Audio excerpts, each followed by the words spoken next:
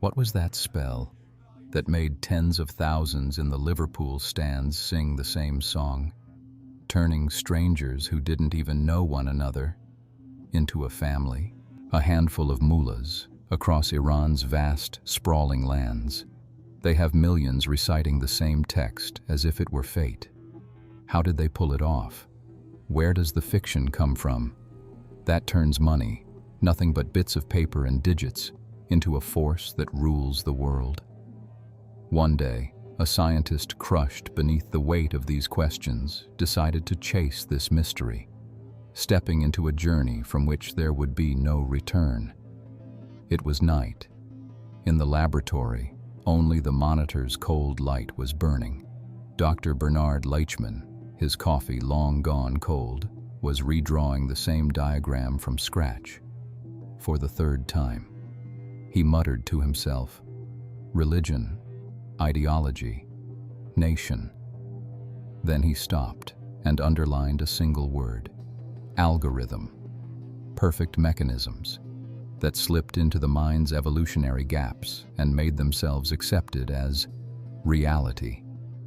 Bernard went after the force that gathered crowds and locked them onto a single aim. He began by picking through humanity's memory, thousands of years deep. Sapiens' true strength wasn't in muscle, but in the vast networks we could build. What set us apart from chimpanzees was our ability to bring far larger crowds together and organize them far more effectively. Power wasn't in muscle, it was in networks. The moment people could cling to the same dream at the same time, they became a crowd, totems, sacred spirits, invisible threads. This social fabric gave sapiens the power to conquer not only the wilds, but other human species as well, Neanderthals, larger and stronger than we were, and erase them from history. Faced with a will welded together by collective belief, our muscle-bound rivals were defeated. We hunted better, spread farther, and through the power of our stories, became the dominant species on Earth. The deeper Bernard delved into history, the clearer his conclusion became. History was a vast arena in which those who could tell a compelling story most often overcame those who could not. The true architect shaping human relationships throughout history, the force that made one person superior to another, that bound us together, drove us apart, or set us at one another's throats, was, in the end, the shared stories planted in our minds. States were stories, money was a story, and beyond that, law, morality, and human rights were nothing more than narratives. What we called reality was simply a text, agreed upon. Whoever controlled that agreement determined reality itself. Whichever language a child heard their lullaby in, the world would appear to them in that tongue. They grew up in the shadow of a flag, were shaped inside a prayer, and then they said, "This is who I am." Whether someone was French, American, or Turkish, Christian or Jewish, was, in truth, only a matter of which national or religious myth they slept inside. What we call identity depended on which of the constantly questioned, endlessly rewritten stories we allowed ourselves to be convinced by, generation after generation. The great paradox of human history was this: first people invented stories, then those stories began assigning roles to people. As people altered stories and told them again, they kept them alive, and those stories in turn reshaped people, sealing the course of history. Over time, some narratives rose by stepping on the others. Weaker stories were forgotten and buried in history's dark, while some grew into vast organisms. So much so that some stories gave birth to children of their own. And when the time came, those offspring narratives swallowed the parent stories that had created them and took their place. Bernard had come to see that building a story was not merely an art of narration, but a means of survival. whoever had the stronger story would be the one to draw the masses in their wake. In the early 1930s, studying the German people crushed beneath an economic crisis, Bernard attributed Nazism's success not to a miracle, but to a carefully constructed story of misery and revenge. The vast majority of Germans had rejected every other option on the table and chosen instead to cling to the grand, dark story Hitler offered them. Seeing themselves as part of a German race narrative, the crowd clung just as tightly to the story of a superior German race. That belief drove them to follow the leader who would drag the homeland they called Germany into ruin, opening the door to a world war in which millions would die. What if those people had clung to the narrative of liberal democracy instead of Nazism? What might have happened? No one could ever know for certain. In Bernard's view, Hitler's story had crushed the liberal narrative on that soil. In the rest of the world, the liberal story pushed back first Nazism and then Marxism, becoming the dominant narrative for a long time. And Bernard believed that what collided through history were not, for the most part, flesh and blood people, but stories fighting to take root in human minds. Throughout world history, people were often swept along by the stories they clung to. One of the starkest examples was the Jews, who bore the full weight of Hitler's hatred.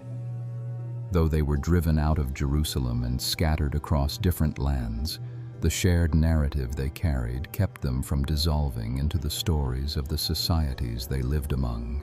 They scattered, but they did not come undone. The idea of Jerusalem remained in their minds for generations, like an anchor. Faithful to that story, the community returned to the lands from which they had been driven nearly 2,000 years later, and succeeded in founding the State of Israel. The narrative was not merely cultural. By creating a continuity carried across generations, it kept them from breaking apart. The devotion and love felt for Jerusalem were passed down from generation to generation for 2,000 years, like a legacy of the mind. Walls, streets, stones. Jerusalem, after all, was a city shaped by human hands. Looked at objectively, it carried no miracle that set it apart from other cities. But such powerful stories had been written over it, that the bare truth of stone and earth had become invisible. Some believed that Moses still echoed through these ancient streets, that the traces of the promised journey were still here. Others clung to the tradition that Muhammad ascended to heaven from this city. And others saw, in the traces Jesus left in this city, the path to salvation, and followed the priests who claimed to point the way. The stories written onto Jerusalem both exalted the city and wounded it. Nebuchadnezzar's destruction, the Crusaders' brutality, the gunpowder reek of the Six-Day War, and countless more besides.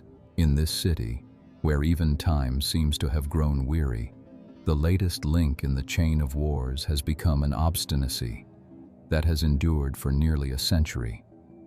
A group of people clinging to the Palestine narrative fight and die against the power behind a far stronger Israel narrative in material and military terms. But they do not give up. Jerusalem was a city of layered dreams.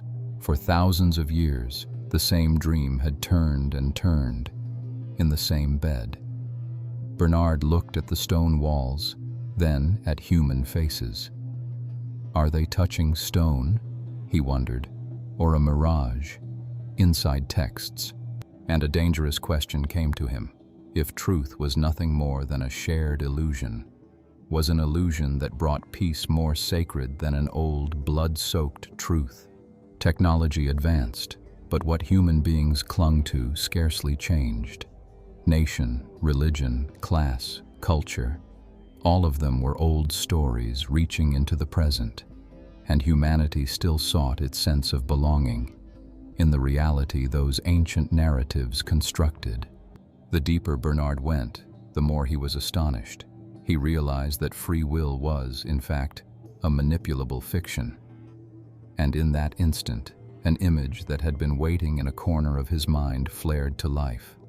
Dust, laughter, and the sound of a living creature squeezed tight by fear. That day, when older children were tormenting a kitten, its voice thinned into a fine, reedy whimper. Bernard lunged forward. "Stop!" But his own voice sounded strange even to his ears. Then a blow, and the cold of stone pressed against his cheek. The children's laughter drowned out the kitten's cry. When he lifted his head, his eyes were burning, not from pain, but from shame. What truly shattered him was the silence that applauded the blow, and the laughter that tore at him. Because when a crowd laughs, what's being done stops looking like evil and starts to look normal. Then the words arrive to make it fit. Just a joke. He deserved it. That's how you learn. Once the words fall into place, cruelty slips out of the category of crime and becomes a story granted legitimacy by the majority's approval, and coarseness spreads like a contagious disease. That thought stayed inside Bernard like a heavy stone, because once coarseness stopped being a single person's flaw and turned into the crowd's order of things, civilization began to come apart. And so Bernard came to believe that coarseness had to be given boundaries, marked off, contained, and systematically isolated. For years he researched, picking everything apart, from wartime propaganda to ancient myths, from advertising copy to holy books and revolutionary manifestos. Between the lines he searched for the rhythm of stories, the force of images, the hidden chemistry of fear and hope. He was no longer searching for people's truth. He focused instead on how the feeling of meaning sprouted in the brain, and on the conditions that made one story more unshakable than another. He was chasing the algorithm of belief, the hidden formula he meant to uncover. Years later, Bernard could sum up the conclusion he'd reached in a single word: meaning. And then he saw how that word was built, rising on 3 stones. Threat, fear kicks the door in.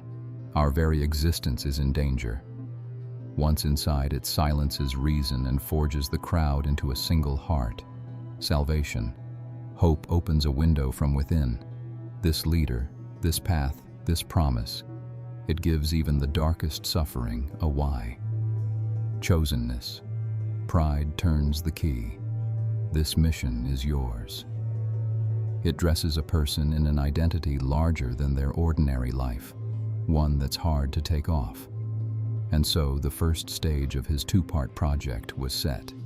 He would write the story people longed for, the one they would risk everything for. Economic bottlenecks, crises in financial systems, energy wars, global military tensions, and AI-driven mass unemployment. Everything was laying the ground he needed. Humanity stood on the very rim of a dark threshold, unseen, yet felt deep in the marrow, and a vast threat of annihilation was approaching, one that could bring everything to an end. Yet within this chaotic collapse there was a single door out, a path to absolute salvation. They had to follow the way, to embrace the great transformation that was drawing near. But remember, only a few would earn the honor of building the new world from the ashes of this ruin. The chosen, and the exceptional souls brave enough to wake from their sleep. In short, Bernard would build an all-encompassing narrative, one that would decide whom people loved and whom they hated, how they moved through the world, even what they ate and drank. With this story, he would hand them a mirror, but the mirror would not reflect who they were. It would show them the special hero they wanted to become. And as people fell in love with that reflection and began to believe they were exceptional souls, Bernard would, in truth, be forging the most powerful weapon the world had ever known, for himself. But for people to truly embrace it, they first had to reach the necessary pitch of emotional intensity. Like Hassan Saba driving his Fedayeen to that threshold with hashish before he ever spoke to them of paradise. Like the pit of despair the Russian people felt in their marrow before the Bolshevik Revolution. Like the pure hatred coursing through bodies racked by hunger in Weimar Germany. Like the unrelenting fury that filled Paris on the eve of revolution, and the heavy shame on the shoulders of fathers whose futures had been stolen in the Great Depression. At the core of them all lay the same thing, an intense, concentrated emotion: hunger, loneliness, humiliation, shame. And above it all, the sense that no one cared about you at all. When a person became emotionally fragile, they were more ready to believe in stories. The search for meaning stopped being a need and became an addiction. It was precisely at this point that he found himself thinking back to the work they had done in the lab, following the trail of an academic report published 5 years earlier. An extract from a plant found on the slopes of Machu Picchu, believed to have been used in Incan shamanic rites, its chemical nature never fully deciphered. It resembled none of the modern psychoactive substances. It didn't produce hallucinations in the brain outright. Instead, it heightened the nervous system's receptivity to whatever story was being told. In the tests he ran at the university laboratory, Bernard found that when he laced the substance with a microdose of an oxytocin-derived bonding enhancer and a low-frequency neurotransmitter modulator, its effect intensified 5-fold. The subject didn't lose hold of reality, yet they absorbed the story being told with extraordinary clarity and emotional force. He even gave this new compound a name, story powder, because the substance didn't impose an idea. It simply made the mind ready to love it. One day, his assistant accidentally inhaled the powder in the lab. Bernard was only telling a simple joke, a silly little anecdote. The assistant didn't laugh. His eyes filled with tears. He listened with the pure faith of a 5-year-old child and began to worry for the imaginary character in the story. In that moment, Bernard understood. The substance didn't alter reality. It lowered the threshold for attachment. Bernard knew this powder was more than a molecule. It was a sledgehammer that could smash doubt, the last fortress of human will. When he saw that pure faith in his assistant's eyes, a strange shiver ran through him. It wasn't the pride of a scientist before a discovery, but the pity of an executioner for his victim. Was he granting people the freedom to believe, or sentencing them to their own dreams? He needed to know more, so he went on. At a bar, he slipped a microdose into the drink of a timid, insecure friend. Then he leaned in and whispered a story, one about the strength buried inside him, about being a chosen warrior. Within minutes, his friend's shoulders squared.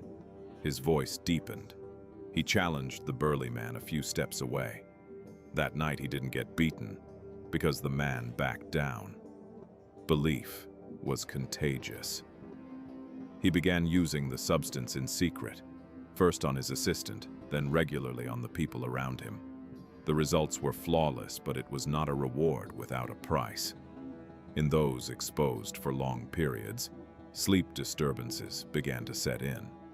The boundary between consciousness and the subconscious grew thin, and perhaps most importantly, an unquestioning trust developed toward the leader figure the story itself had planted in them.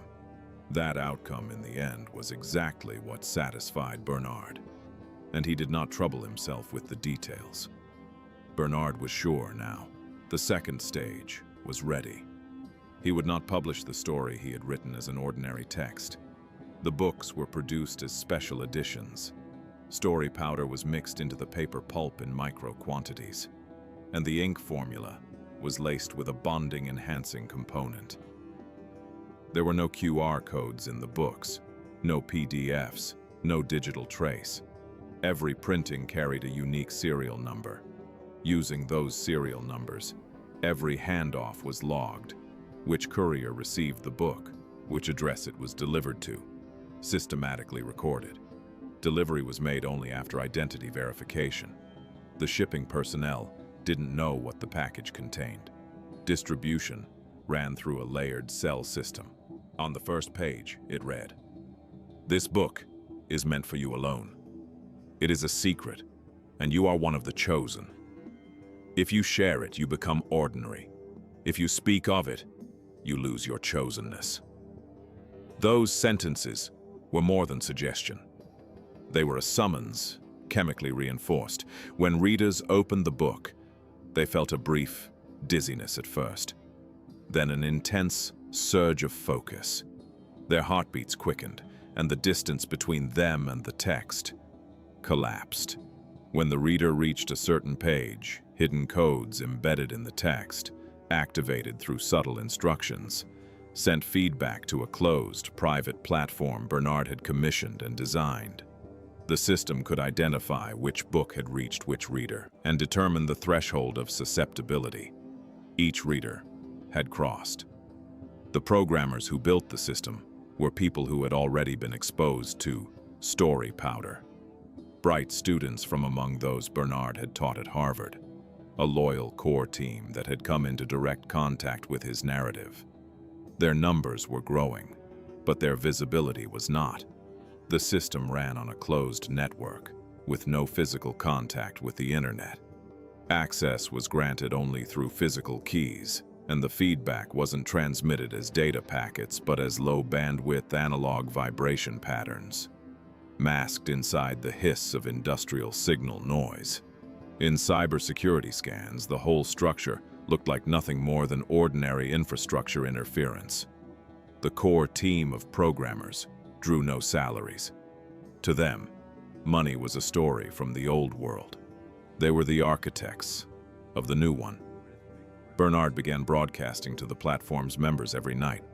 Before each stream, he asked his viewers to open the book. Facing the camera, he spoke in a calm voice, used rhythmic repetitions, and at deliberate intervals, he repeated the phrase, "The threshold approaches." A page or two was enough. But on some nights after he ended the broadcast, he would catch himself repeating it under his breath. "The threshold approaches. The threshold approaches.